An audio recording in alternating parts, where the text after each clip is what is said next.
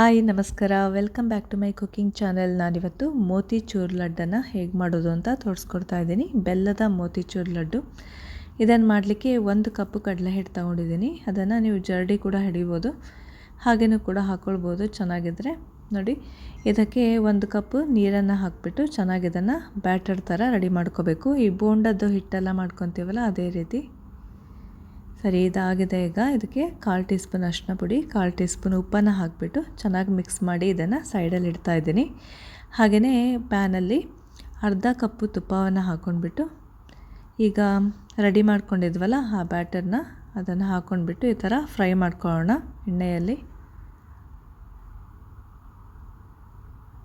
ನೋಡಿ, ಈ ಥರ ಫ್ರೈ ಮಾಡ್ಕೋಬೇಕಾಗತ್ತೆ. ತುಂಬ ತೆಳ್ಳಗೆ ಮಾಡಿ ಹಾಕಿದ್ರೆ ಹಿಡಿಯೋ ಚಾನ್ಸಸ್ ಇರುತ್ತೆ. ನೋಡಿ, ಕೆಳಗೆಲ್ಲ ಸ್ವಲ್ಪ ಹಿಡಿತಾ ಇದೆ. ಅದಕ್ಕಾಗಿ ನಾನು ಈ ಥರ ಬೋಂಡದ ಥರನೇ ಬಿಡ್ತಾ ಇದ್ದೀನಿ. ಈಗ ಅದು ತಳ ಹಿಡಿದೆ, ತುಂಬ ಚೆನ್ನಾಗಾಗುತ್ತೆ. ನೋಡಿ, ಕಲರ್ ಚೇಂಜ್ ಆಗೋವರೆಗೂ ಇದನ್ನು ಫ್ರೈ ಮಾಡಿಕೊಂಡ್ರೆ ಬೋಂಡ ರೆಡಿ ಆಗುತ್ತೆ.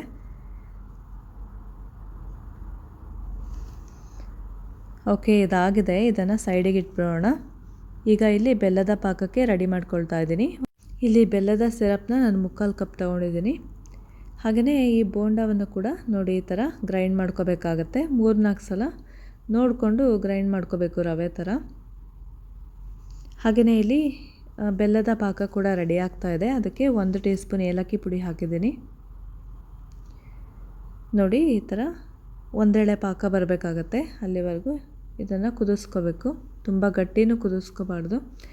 ಈಗ ಇದಕ್ಕೆ ಈ ಪುಡಿ ಮಾಡ್ಕೊಂಡಿದ್ವಲ್ಲ ಹಾಕ್ತಾಯಿದ್ದೀನಿ ಪುಡಿಯನ್ನು. ನೋಡಿ ಫ್ರೆಂಡ್ಸ್, ಬೆಲ್ಲದ ಪಾಕಕ್ಕೆ ಹಾಕಿದ ತಕ್ಷಣವೇ ಬೆಲ್ಲದ ಕಲರೇ ಬಂದುಬಿಡತ್ತೆ. ಹಾಗೆ ಇದಕ್ಕೆ ಕೇಸರಿ ದಳದ ನೀರನ್ನು ಕೂಡ ಹಾಕ್ಕೊಂಡಿದ್ದೀನಿ. ಹಾಗೆಯೇ ಈ ಕಲ್ಲಂಗಡಿ ಬೀಜವನ್ನು ಹಾಕಿದ್ದೀನಿ. ಹಾಗೆ ಪಿಸ್ತಾ ನಟ್ಸನ್ನು ಕೂಡ ಹಾಕಿದ್ದೀನಿ. ಹಾಗೆ 1 ಟೇಬಲ್ ಸ್ಪೂನು ತುಪ್ಪವನ್ನು ಹಾಕ್ಕೊಂಡ್ಬಿಟ್ಟು ಚೆನ್ನಾಗಿ ಇದನ್ನು ಮಿಕ್ಸ್ ಮಾಡಿಕೊಂಡು ಕುಕ್ ಮಾಡ್ಕೋಬೇಕು. ಅದನ್ನು ಸಾಫ್ಟ್ ಆಗೋವರೆಗೂ ಕುಕ್ ಆಗಬೇಕಾಗತ್ತೆ. ನೋಡಿ ಫ್ರೆಂಡ್ಸ್, ಈಗ ಬೋಂಡದ ಈ ಪುಡಿ ಎಲ್ಲ ಈ ಬೆಲ್ಲದ ಪಾಕವನ್ನು ಹೀರ್ಕೊಂಡಾಗಿ ಸಾಫ್ಟ್ ಆಗಿರುತ್ತೆ. ಈಗ ಉಂಡೆಯನ್ನು ಕಟ್ಕೋಬೋದು ಈ ರೀತಿ. ಹಾಯ್ ಫ್ರೆಂಡ್ಸ್, ನೀವಿವತ್ತು ಮೋತಿಚೂರ್ ಲಡ್ಡು ಹೇಗೆ ಮಾಡೋದು ಅಂತ ನೋಡ್ಕೊಂಡ್ರಿ. ತುಂಬಾ ಸುಲಭ ಮಾಡೋದು. ಹಾಗೆಯೇ ನಿಮಗೆ ಕಲರ್ ಚೆನ್ನಾಗಿ ಬರಬೇಕು ಅನ್ನೋದಾದರೆ ಸಕ್ಕರೆಯನ್ನು ಯೂಸ್ ಮಾಡಿ. ಹಾಗೆಯೇ ಆರೋಗ್ಯ ದೃಷ್ಟಿಯಿಂದ ಬೆಲ್ಲ ಕೂಡ ಚೆನ್ನಾಗಿರುತ್ತೆ. Okay friends, thank you so much for watching.